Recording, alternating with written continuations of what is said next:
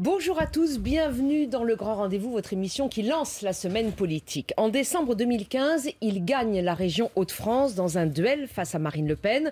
Campagne qui fut pour lui, dira-t-il, un uppercut. Ce soir-là, il s'engage à faire de la politique autrement. Chiracien, sarkozyste, filloniste, avant de quitter sa famille politique, 4 fois ministre, l'élu d'en haut décide de renouer avec la politique de terrain et cette fois, promis, il se veut moins diseux que faiseux pour réconcilier les électeurs, dit-il, avec la politique.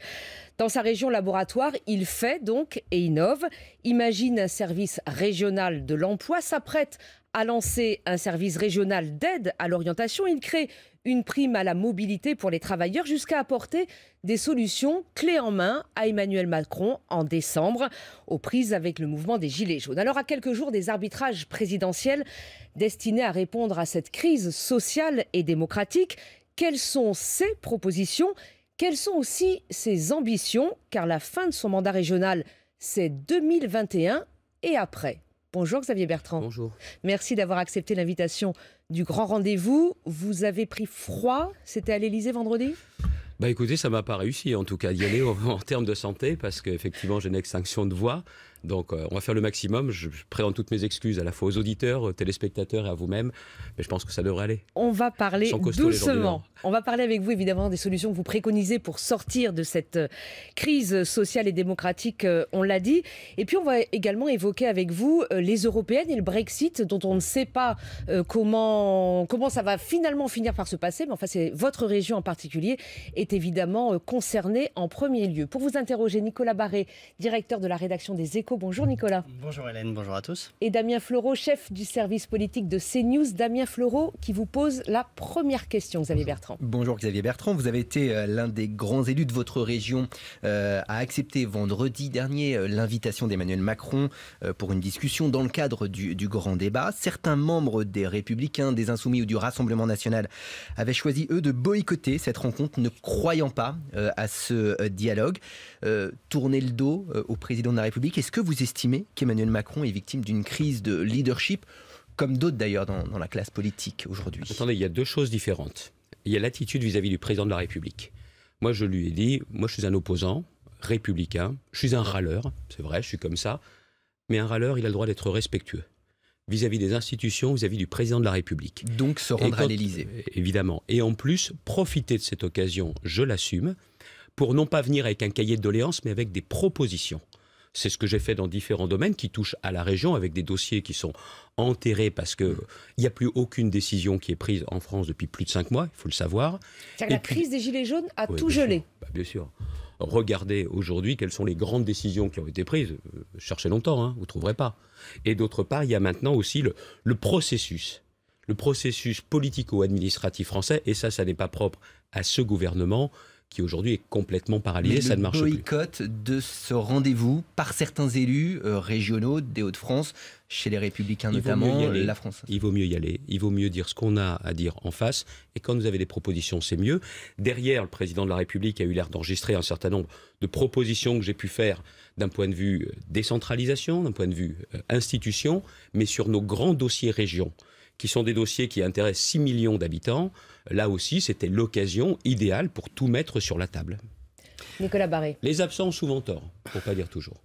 Vous dites qu'il n'y a plus aucune décision de prise. Est-ce que c'est valable également dans le domaine de la sécurité ? On voit qu'il a fallu attendre donc, la semaine dernière pour que les forces de l'ordre aient des consignes très claires vis-à-vis des casseurs. Est-ce que vous diriez que le président a manqué d'autorité week-end après week-end ? C'est une critique d'ailleurs qu'on entend et qui émane de beaucoup d'endroits, y compris Nicolas Sarkozy d'ailleurs, qui critique son prédécesseur sur ce point-là de la sécurité. L'État doit être fort. Ils veulent quoi les gens aujourd'hui ? Les Français veulent, on va y revenir, avoir un emploi, et quand on a un emploi, pouvoir s'en sortir et faire réussir ses enfants. Ils veulent aussi que leur mode de vie ne disparaisse pas, mais ils veulent vivre en sécurité. Et ça, il ne faut pas oublier qu'on ne peut pas faire preuve de naïveté. Et je comprends qu'il est peut-être autour de lui, le président de la République, pas assez de monde expérimenté, comme ça a pu être le cas d'autres présidents de la République. Mais une chose est certaine, il ne faut pas avoir peur. Il ne faut pas avoir peur d'appliquer la loi. Ce que j'ai souvent dit, c'est qu'avant même la loi anti-casseurs, il y a suffisamment de choses dans l'arsenal législatif et réglementaire pour mettre hors d'état de nuire ces Black Blocs. C'est jamais simple le maintien de l'ordre. C'est jamais simple, la sécurité publique. Mais une chose est certaine, il ne faut pas avoir peur, parce que si quand les dirigeants ont peur, alors là, ce sont les Français qui ont peur. Vous dites Et ça, on ne doit pas laisser s'installer un climat d'insécurité. Et il faut clairement faire la différence entre ce qu'a été le mouvement des Gilets jaunes du 17 novembre, avec ce qu'il a exprimé comme crise de société, une crise économique, sociale, fiscale en premier, mais pas seulement, et ceux qui ensuite ont dévoyé ce mouvement et ceux qui viennent uniquement pour casser et pour piller. Vous savez, quand vous venez dans une manifestation qui n'est pas autorisée, vous avez un process qui peut sembler un peu désuet, il faut que quelqu'un ait un brassard, un mégaphone, il dit maintenant dispersez-vous, ça s'appelle des sommations. Il ne s'agit pas de tirer, il s'agit de prévenir. S'ils ne se dispersent pas, c'est de la prison ferme. J'ai posé une question voilà quelque temps, je pense que je n'aurai pas la réponse précise. Parmi toutes les interpellations, parmi toutes les gardes à vue, combien y a-t-il eu de ces casseurs qui sont derrière les barreaux?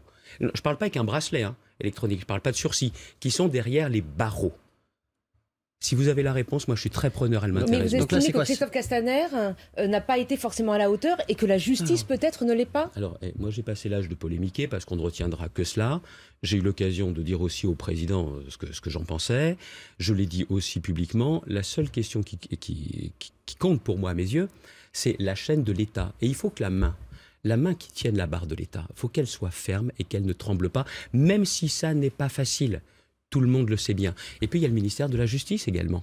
Et le ministère de la Justice avec les deux parties. Le parquet des réquisitions et le siège, les condamnations. Mais il y a suffisamment de faits qui étaient avérés pour qu'il y ait vraiment beaucoup parmi ceux qui ont été interpellés qui soient derrière les barreaux. Et pourquoi derrière les barreaux? Autour du président de la République, son rapprochement avec Nicolas Sarkozy, ils sont tous les deux aujourd'hui ensemble, ça vous rassure? C'est de nature à vous rassurer en tous les cas? Écoutez, s'il était possible de s'inspirer de ce qui avait été fait, Nicolas Sarkozy, ministre de l'Intérieur, ou même également, moi je le dis, on a eu un très grand flic qui est devenu aujourd'hui un élu, c'est quelqu'un, demandez-lui comment il voit les choses, il vous donnera des éléments très précis, c'est Frédéric Pechnard. Ça, c'est du solide. Comment aujourd'hui le président de la République fait-il pour retrouver ce leadership? Est-ce que vous l'avez senti vendredi bien entouré? Est-ce que vous lui faites confiance aujourd'hui pour répondre à cette crise? Écoutez, on n'a pas le choix, c'est lui le président de la République. On n'a pas le choix, mais qu'est-ce que vous en pensez? Que très sincèrement, il ne faut pas se tromper sur la nature des réponses. La crise, elle est économique, sociale, et elle a traduit ce ras-le-bol fiscal. La réponse, pour commencer, elle devra être économique, sociale, fiscale. Et il ne sera pas possible de financer, il ne s'agira pas de tourner autour du pot. Même le débat sur la décentralisation m'intéresse pour chercher à être plus efficace pour nos concitoyens. Le débat sur les institutions est important parce que les Français ne veulent pas, quand ils votent une fois tous les 5 ans, avoir le sentiment qu'on ne leur demandera plus leur avis. Tout ça, c'est important. Mais en premier, c'est la crise de Français qui bossent et qui n'arrivent plus à s'en sortir. C'est la crise de Français qui ont travaillé les retraités et qui n'arrivent plus à s'en sortir. Et on peut tourner ça dans tous les sens. Un pays, quand les gens qui travaillent, qui symbolisent le travail n'y arrivent plus, c'est un pays qui va dans le mur.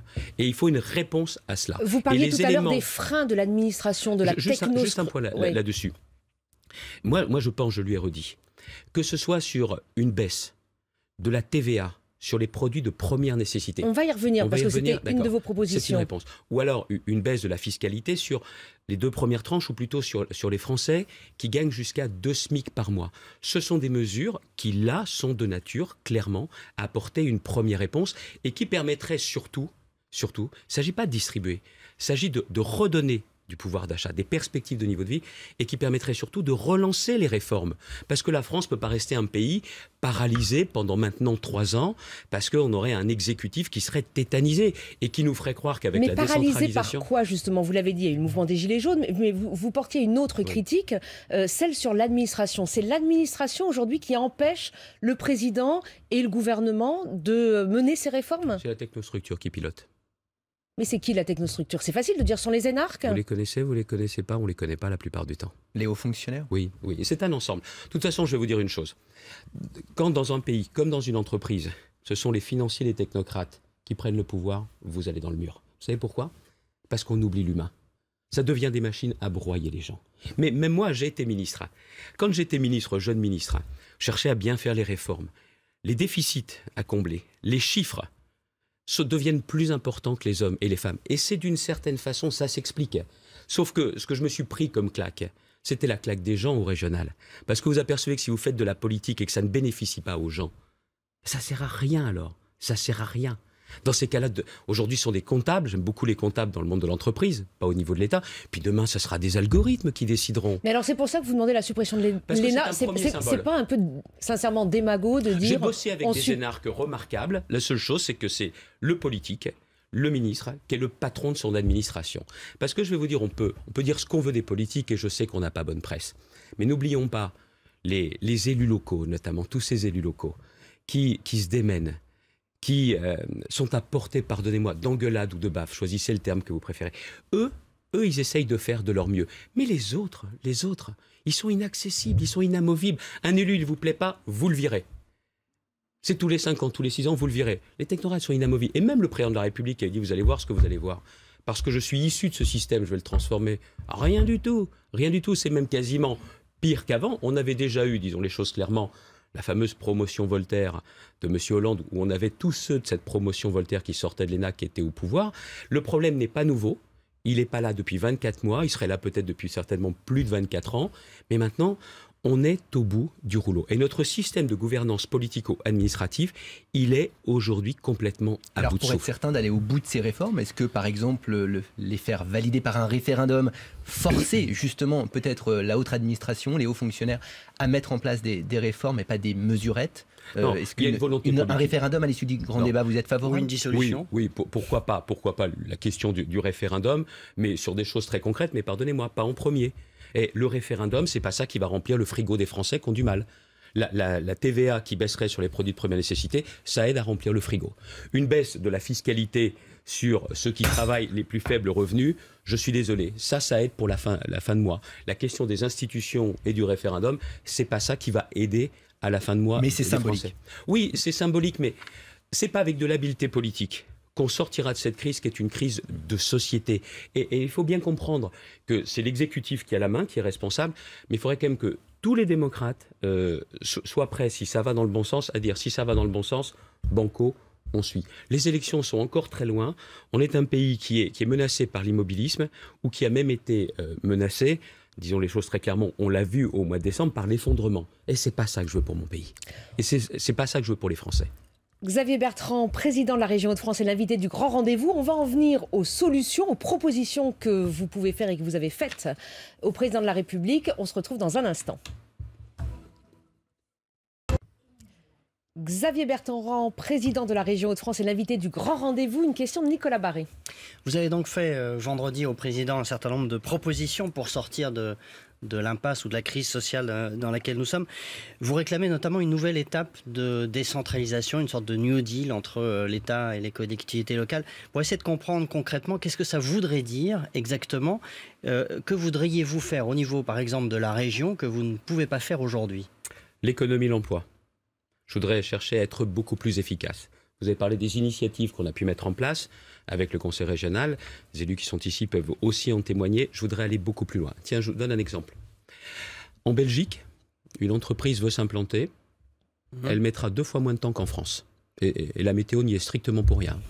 C'est à la fois nos réglementations et surtout eux, ils sont totalement tournés vers l'implantation d'entreprises en se disant que si une entreprise ouvre rapidement, il y aura les contrats de travail qui seront signés, les gens bosseront plus tôt. Et on pourra prendre justement les marchés, signer les contrats avec les clients. Ils sont avec cette obsession. Mais aujourd'hui, c'est l'État qui est un frein à cette implantation? Oui, non seulement il y a trop de réglementation, et puis surtout, c'est entre différents services. Alors quand vous avez un très bon préfet, comme c'est le cas notamment chez moi dans la région, ça va mieux, mais c'est pas encore ça. Moi, ce que je demande, c'est à piloter toutes ces formalités, à les piloter directement au niveau de la région. Je vais pas faire récupérer ces compétences qui sont aujourd'hui au niveau de l'État. Il y a un contrôle de légalité qui sera celui de l'État, bien évidemment, mais à les piloter. Et je suis sûr, et on l'a vu dans certains dossiers sur lesquels on a pris la main, je suis sûr qu'on pourra faire. Mais honnêtement, c'est possible. Hein. Prenez avec le Brexit, là, toutes les autorisations réglementaires, préfectorales. Vitesse d'un TGV. Et puis, quand c'est justement... clairement, des dossiers courants, un chef d'entreprise, une TPE qui veut s'étendre, le pauvre, alors là, ce sera le parcours du combattant. Quand on veut, on peut. Sauf que moi, ce que je veux, c'est que sur tous les projets, méga projets, ou tout simplement un artisan qui veut se développer, on prenne la main et on aille puis. Et je ne demande pas 1 euro à l'État. Je demande juste pas de recettes supplémentaires. Pas de recettes supplémentaires, pas d'impôts en plus. Non. Pour ce que je vous demande là, j'ai besoin de rien. Ça peut se faire tout de suite, une expérimentation. Deuxièmement, les politiques de l'emploi. Nous formons la région, l'an dernier, 54 000 demandeurs d'emploi, avec aussi une obsession, pas de formation parking, et des formations qui ramènent à un emploi. Donc je le dis, l'apprentissage qui est un on a chantier fermé, du gouvernement. On a fermé des dizaines de formations parce qu'on avait un taux d'insertion de 35%. Ça veut dire quoi? Que 2 personnes sur 3 qui faisaient cette formation, il n'y avait pas de boulot derrière. Alors au bout d'un moment, il faut arrêter de mentir. Je ne suis peut-être pas hyper populaire en faisant ça parce que ceux qui auraient rêvé de cette formation peuvent venir, la région, il n'est pas sympa, il ferme. Mais derrière, moi, je préfère former pour des emplois qui existent plutôt que pour des emplois qui n'existent pas. Si Pôle emploi faisait appliquer exactement la même logique, on serait plus efficace. Il faudrait un Pôle emploi par région, par exemple. Je ne demande pas à devenir le patron de Pôle emploi, mais je demande tout simplement à ce que toutes ces formations, c'est la compétence de la région, j'ai tout. Je peux vous donner un autre exemple aussi. La fiscalité, entendons-nous bien, je ne demande pas d'argent en plus. Mais la fiscalité, notamment ce qu'on appelle la contribution sur la valeur ajoutée des entreprises. Il y a notamment pour la région, ça représente à peu près un peu plus de 600 millions d'euros. Mais je n'ai qu'une part régionale. Je dis à l'État, si vous me transférez des compétences, vous me transférez cette fiscalité. Je m'engage, par contrat, je n'augmenterai pas. J'ai un seul impôt régional aujourd'hui, la taxe sur la carte grise. Je baisse pour que ça devienne la plus basse de France. Vous savez pourquoi?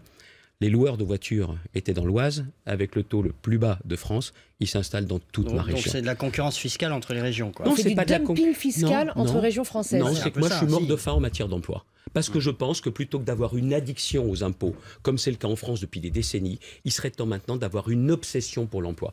Et si j'ai la CVAE, ce que je propose au président, je lui dis... La fameuse contribution sur la valeur ajoutée des entreprises, je m'engage par contrat, je ne l'augmenterai pas.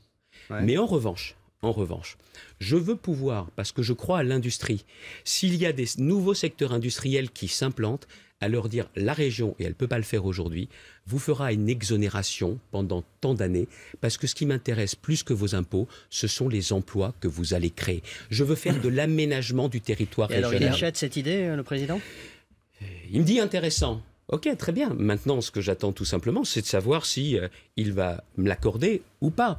Alors après, est-ce qu'il donne à toutes les régions? Est-ce que ce sont celles qui sont volontaires? J'ai une obsession, l'efficacité. Oui, mais encore une fois, ça ne peut pas jouer quand même sur un déséquilibre, pour le coup, au niveau national? Non, c'est ce que je viens de vous expliquer. L'État doit garder un rôle de stratège et de garant. Et notamment, l'État doit bien garantir la péréquation entre les régions, les départements riches et autres. Mais on pourrait simplifier. Je crois qu'il doit y avoir plus d'une dizaine de fonds de péréquation. Plus personne s'y retrouve. Vous avez aujourd'hui très clairement des élus qui vous disaient si tout était garanti dans la Constitution, et on ne serait pas à tendre la main. C'est que vous nous refilez des compétences et puis on a le sentiment d'avoir moins, même si les dotations maintenant sont gelées au même niveau. Moi, ce que je cherche, c'est l'efficacité. Je peux vous donner un autre exemple sur les transports. Aujourd'hui, quand vous allez sur la métropole de Lille, comme sur toutes les grandes métropoles, c'est l'enfer. Le matin, c'est l'enfer. Moi, j'habite Saint-Quentin, je ne vais pas à Lille tous les jours, mais quand j'y vais, alors vous avez intérêt à bien viser, parce que les embouteillages, c'est comme Paris. Personne ne prend la décision.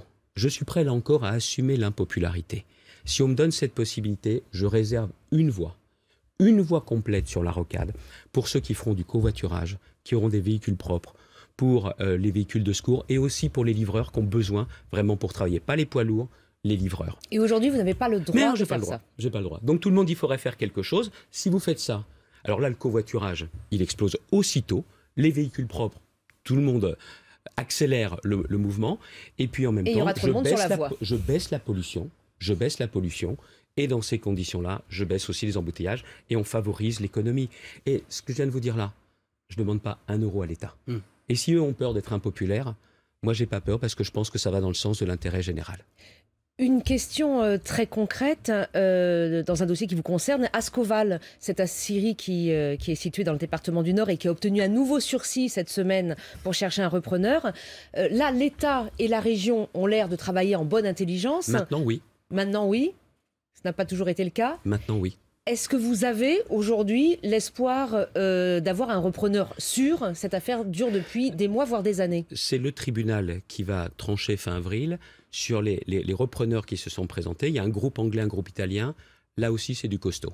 Vous avez une préférence sur... Je n'ai pas à avoir de préférence, c'est le tribunal qui le dira. C'est la cohérence par rapport à leurs implantations. Il y en a un, notamment le groupe britannique, qui a aussi une dimension Brexit qui l'intéresse tout particulièrement. Le groupe italien, c'est une entreprise familiale qui a l'air insolite, qui est intéressante également. C'est les deux seuls projets. Le dernier projet, c'est un rigolo. Mais ça veut dire que vous pouvez être aujourd'hui rassurant pour les salariés concernés ? Je ne veux pas être rassurant, les pauvres. Vous savez, depuis des mois et des mois, ils sont là. Ils continuent à bosser en se prenant des enclumes sur la tête quand justement il n'y avait plus de repreneurs, quand on en trouve un, parce qu'ils jettent l'éponge ensuite. Donc la seule chose, je leur dis, ils le savent, il y a encore 3 semaines, 1 mois à attendre. Nous, on fait le maximum. La région met de l'argent parce que je crois à l'industrie. Et vous savez, le meilleur signe de la vitalité de cette entreprise, il y a eu dans le temps un client, Vallourec, qui s'est très très mal comporté avec ses ouvriers, avec cette entreprise. Mais maintenant, il y a 9 clients. Et personne n'achète de l'acier pour mes beaux yeux dans cette région. C'est tout simplement parce que l'entreprise travaille bien et que surtout, l'industrie, ça a de l'avenir. Et ces clients qui achètent, ils se disent l'acier de qualité. En plus, c'est une aciérie qui est très intéressante au terme d'environnement parce qu'elle pollue beaucoup moins que les autres. Ils se disent ça vaut la peine. Est-ce que l'industrie a de l'avenir ou pas dans le pays ? Oui. Et pas de façon marginale, de façon beaucoup plus importante. Il n'y a pas un pays au monde, pas un grand pays, qui soit resté un grand pays quand il a fait une croix sur l'industrie. Nous, on a fait des erreurs pendant longtemps. Je proposerai d'ailleurs une nouvelle stratégie industrielle pour la région et également qui pourrait être applicable au niveau de la France dans quelques temps. J'y travaille beaucoup parce que je pense qu'après les grands discours, il est temps maintenant d'avoir des grandes actions et des actions très concrètes pour relancer l'industrie. Nicolas Barré. Vous êtes pour la fusion des conseillers généraux et régionaux avec la création de conseillers territoriaux, ce qui réduirait considérablement le nombre d'élus. Alors évidemment, ça en fait râler certains. C'est quoi l'objectif au-delà des économies ? L'efficacité. Il y a encore des doublons. Moi, j'ai la chance, dans ma région, les départements, c'est aussi le fait peut-être d'avoir laissé la politique aérienne au placard. Quelle que soit la sensibilité politique des élus, on bosse bien ensemble.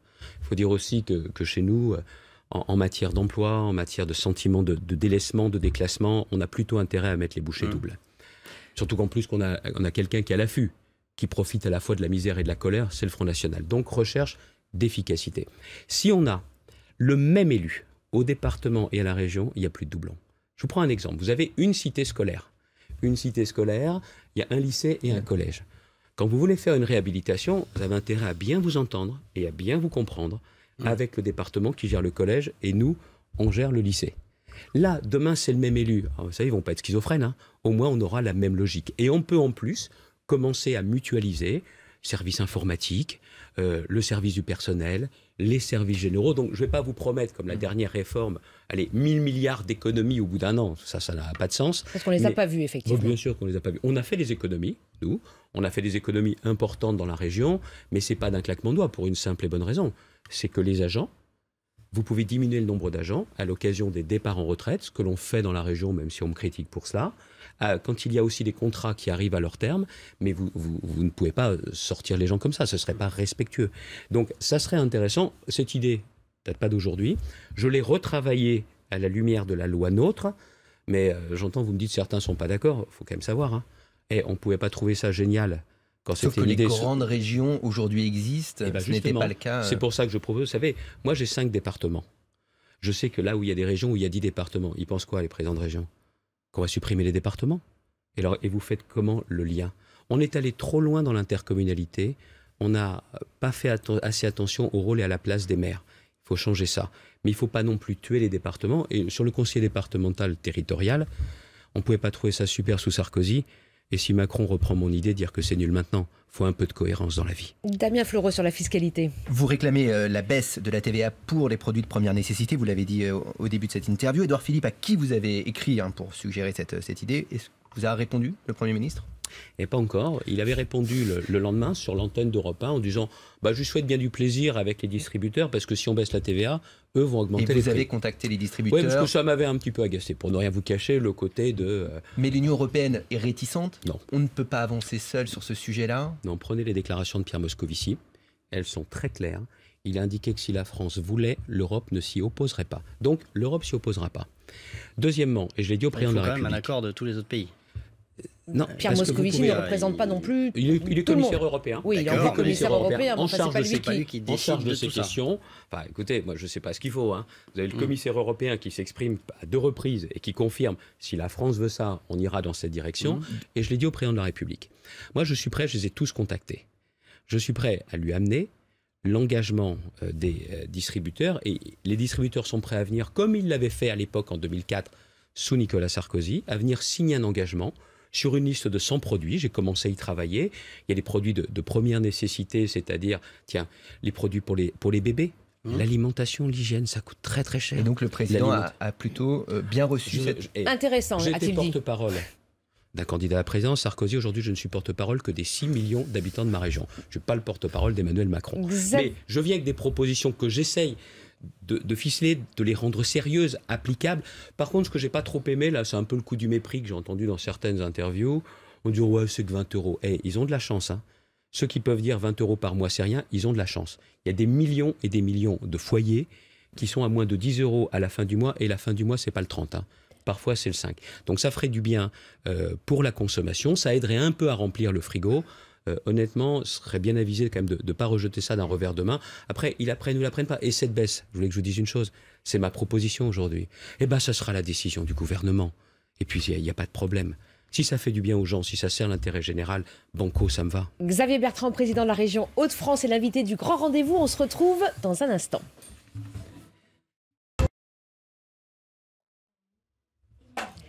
Xavier Bertrand, président de la région Hauts-de-France, est l'invité du Grand Rendez-vous. On va parler retraite, Xavier Bertrand. Il y a eu un cafouillage au sein du gouvernement sur l'âge légal de départ à la retraite, aujourd'hui fixé à 62 ans. Le monsieur retraite du gouvernement, Jean-Paul Delevoye, a voulu fermer le débat. Il a dit « on n'y touche pas ». Vous n'êtes pas d'accord, vous vous dites on doit aller plus loin, on doit repousser même jusqu'à 64 ans. Pourquoi? Et d'ailleurs, est-ce acceptable par les Français aujourd'hui et par les syndicats qui en ont fait un tabou? Alors, la première des choses, en matière de retraite, c'est un dossier que je suis depuis 2002, que je trouve passionnant parce qu'il touche à la fois à ce qu'est la solidarité française et le lien entre les générations.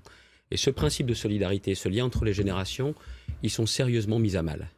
Vous avez les jeunes qui disent, nous, de toute façon, vous êtes des égoïstes, les générations d'avant, nous, on n'aura pas de retraite.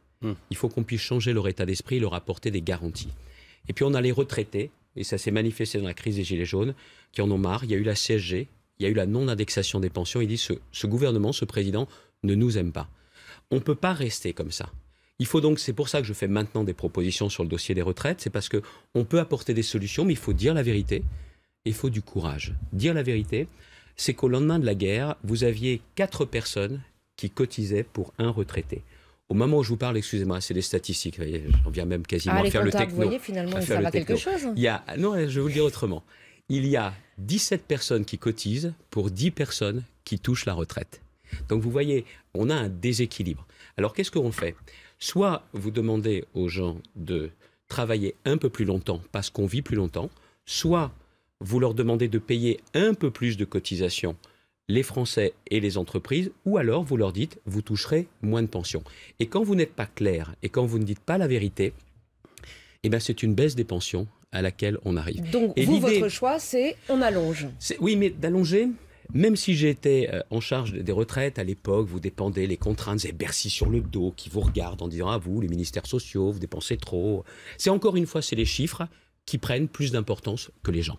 Et là, ce que je propose, c'est de dire, si on a le courage de dire la vérité, si on a le courage de prendre des mesures qui sont très claires, 64 ans pour commencer, 65 ans à terme, et quand je dis 64 ans, on commencerait à partir du 1er janvier 2020 à travailler 2 à 3 mois de plus par an, c'est-à-dire qu'on ne serait à 64 ans qu'à l'horizon 2028-2030, et si l'espérance de vie continue à bien progresser, dans ces conditions-là, on serait à 65 ans, 4 ans après. Donc pour tout le monde, sans distinction. Attendez. Non, pas pour tout le monde, sans distinction. Parce que quelqu'un qui est sur un chantier tous les jours de l'année, qui est sur un marteau-piqueur, ou quand vous avez justement des infirmières, des aides-soignantes qui sont postées, qui ont un travail très fatigant, vous ne pouvez pas leur demander de faire 65 ans comme vous et moi. C'est pas possible. Donc on recrée des régimes spéciaux en quelque sorte. Non, c'est pas des régimes spéciaux. C'est prendre en compte, c'est trouver la réponse à ce scandale français qui fait qu'entre un ouvrier et un cadre supérieur, il y a 7 ans de différence d'espérance de vie en moins. Et on continue quoi? À détourner la tête? Non. La seule chose que je veux bien expliquer, c'est que si on prend ces mesures courageuses, là, on est possible de remettre de la justice. La justice, elle a déjà eu lieu dans certaines réformes. Je me rappelle en 2003, j'étais rapporteur de la loi Fillon Delevoye, parce qu'à l'époque, Jean-Paul Delevoye avait dit oui, c'est vrai, il faut allonger la durée de cotisation. Et donc, très clairement, on avait mis en place les carrières longues, que ceux qui avaient commencé à travailler à 14, 15, 16 ans n'allaient plus jusqu'à 60 ans. Proposition communiste à l'époque, qui avait été repoussée par les socialistes de Lionel Jospin, et nous y avions donné droit. C'était une première réponse. Et donc, derrière cela, on pourrait cette fois-ci ne pas oublier la justice en route et remettre tout d'aplomb. C'est-à-dire qu'aujourd'hui, vous avez notamment, tiens, prenez les retraités agricoles. La moyenne, les technocrates vous disent, la moyenne elle est à 750 €. Mais ça veut dire qu'il y a des gens qui vivent à 400, 450 € par mois. Et là où j'ai une différence avec le président, parce qu'il dit, il faudra peut-être faire quelque chose sur les petites retraites. Mais ceux qui touchent à la retraite, c'est pas possible. Bien sûr que c'est possible. Quand des pensions sont déjà liquidées, qu'elles sont touchées, mais que les gens vivent bien en dessous du seuil de pauvreté, on va les laisser comme ça dans la misère jusqu'à la fin de leur jour. Vous avez aujourd'hui des Français qui sont avec le minimum vieillesse, 860 et quelques euros par mois. Et on ferait comment pour s'en sortir avec 862 € par mois?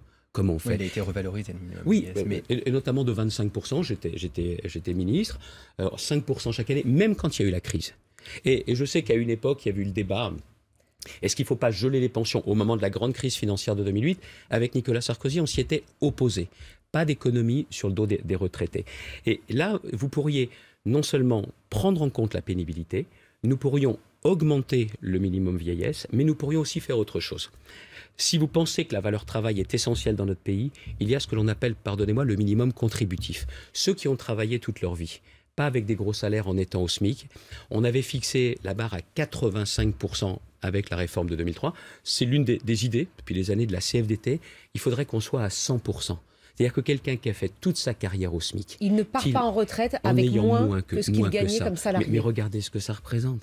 C'est-à-dire que c'est des gens qui ne vont pas rouler sur l'or. Mais c'est une question de justice. Le courage permet la justice. L'effort permet la justice. Mais attention, l'effort, ça doit être le même pour tous. Plus de régimes spéciaux.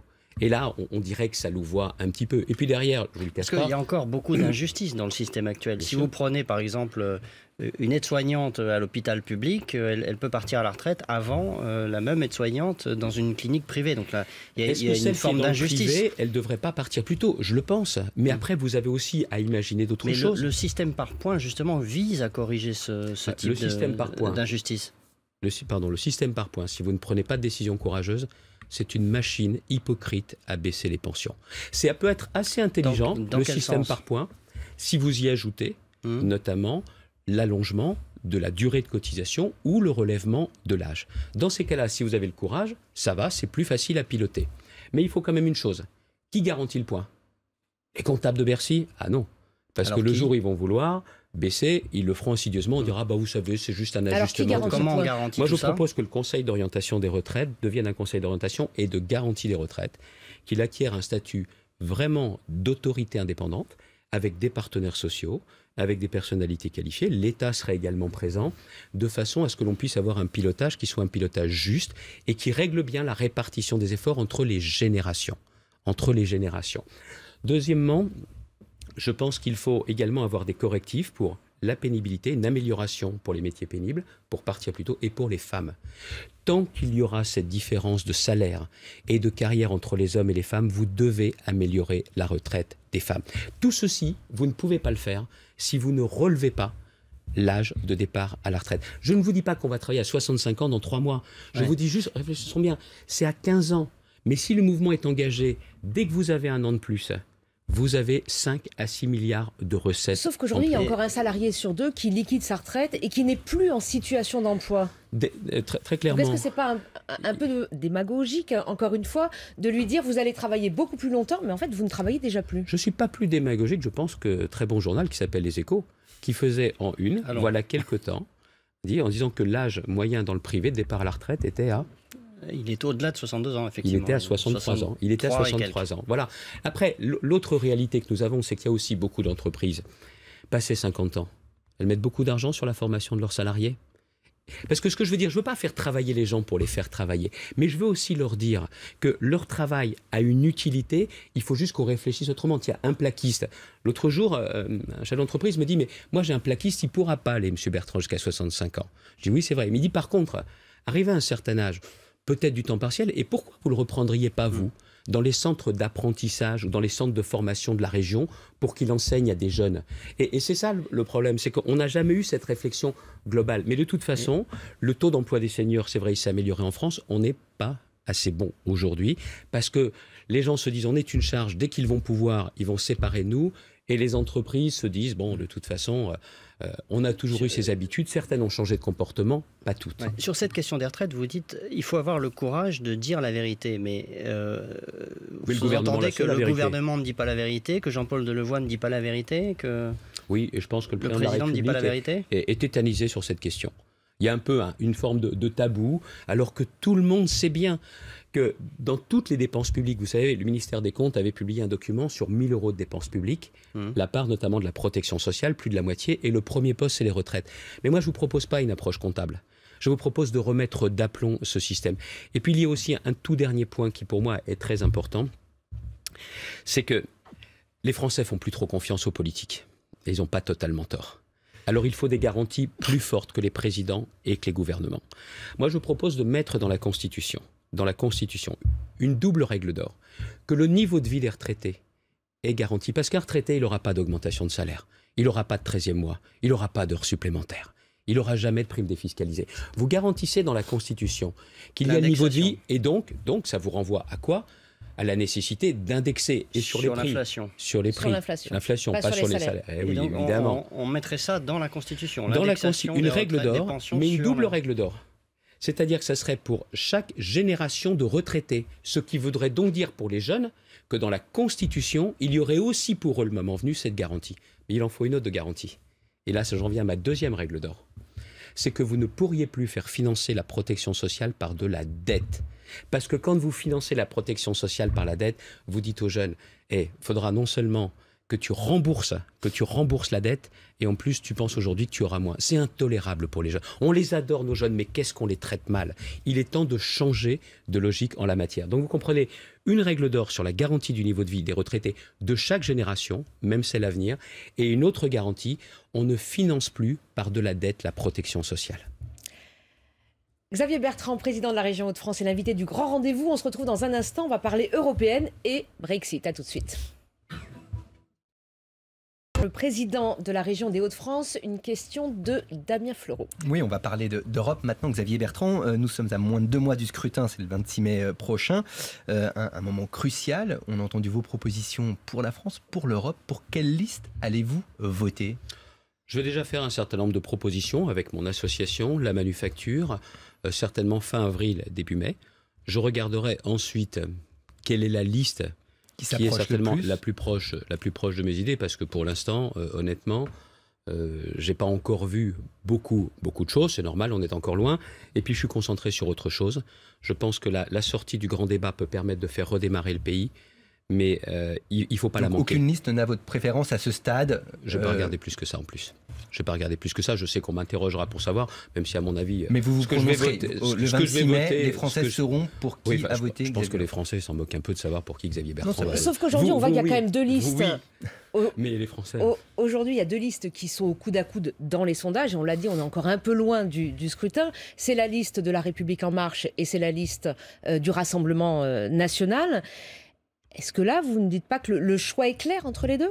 Oui, mais l'enjeu aussi aujourd'hui en politique, c'est pas seulement de faire rempart contre le Front National, c'est aussi comment on s'attaque aux causes du Front National.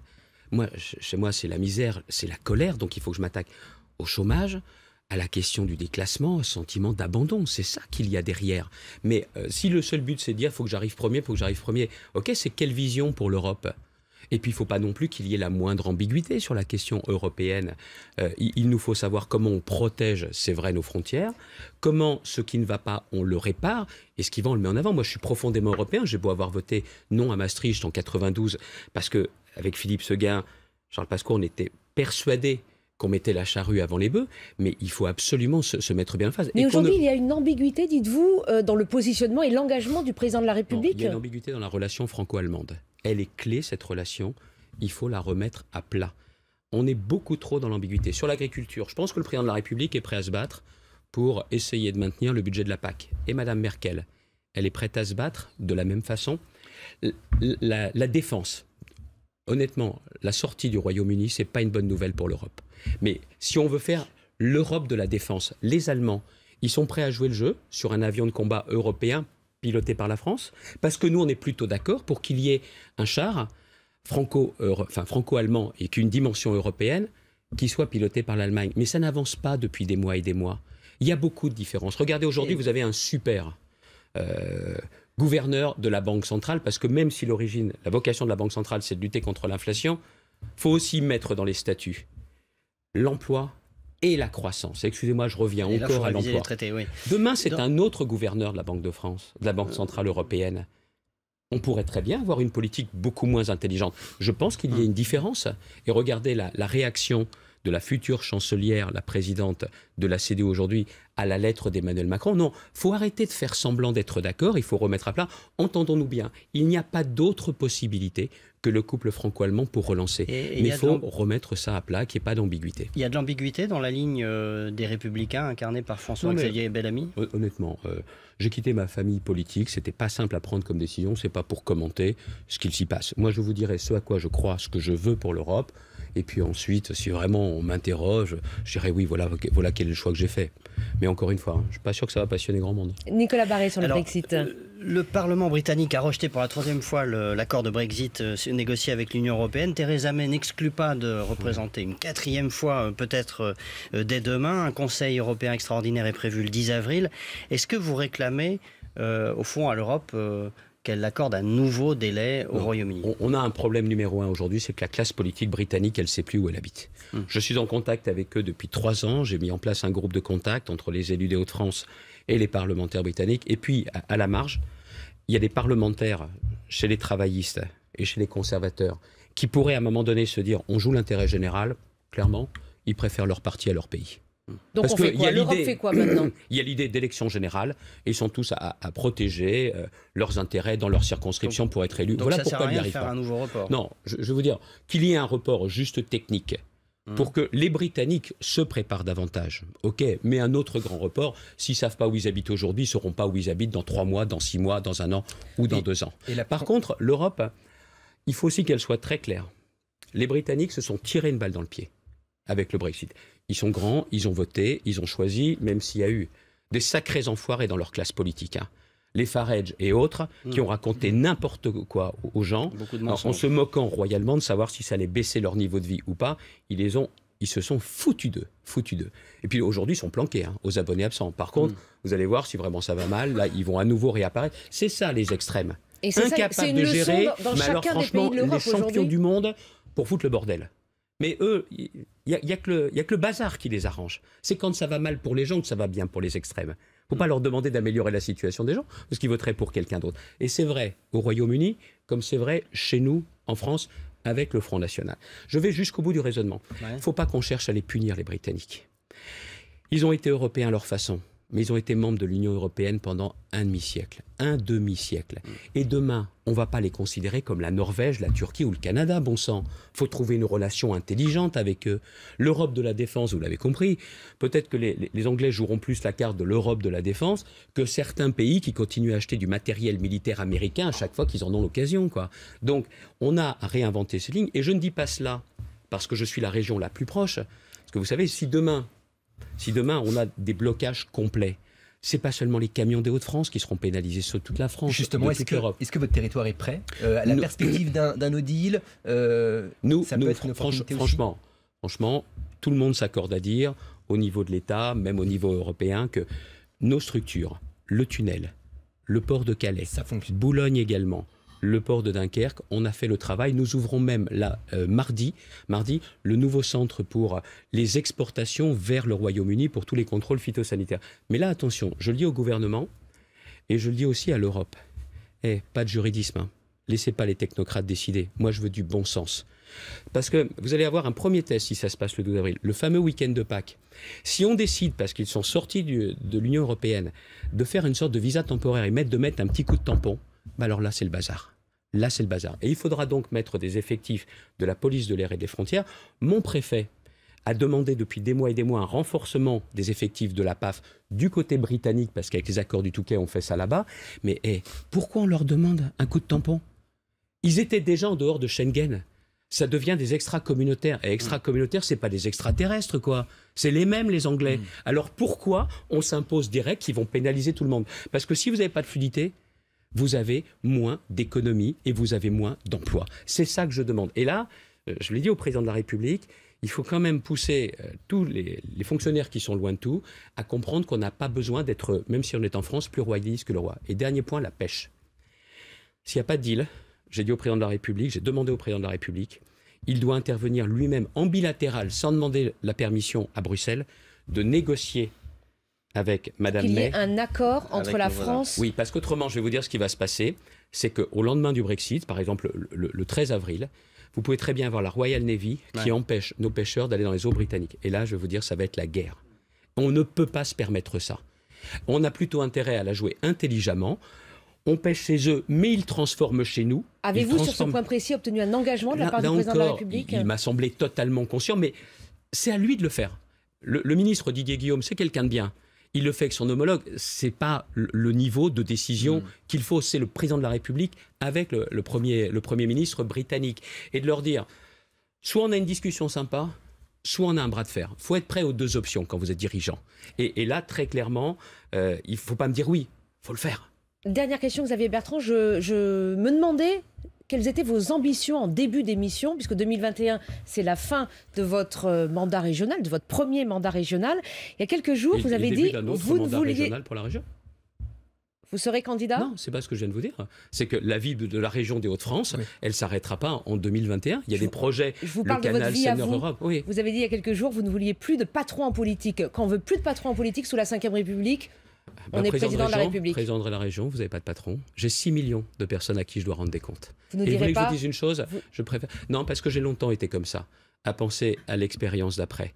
Et c'est comme ça que vous faites des conneries. C'est comme ça que vous n'êtes pas concentré sur votre mission. Les gens, vous savez, la politique, ils disent « Ouais, vous êtes peut-être travailleur, vous n'êtes pas bête. » Mais vous vous battez pour la place parce que la place doit être bonne. Et quand vous y êtes, vous pensez à vous pensez plus à nous. J'essaye de penser à eux. Je fais peut-être pas tout bien, mais j'essaye en permanence de me dire que cette région et surtout les habitants, les gens, encore et toujours les gens, il faut vraiment s'occuper d'eux. Merci Xavier Bertrand d'avoir participé à cette émission du Grand Rendez-vous sur Europe 1 avec CNews et Les Échos. On se retrouve la semaine prochaine. Excellente semaine à tous. Merci.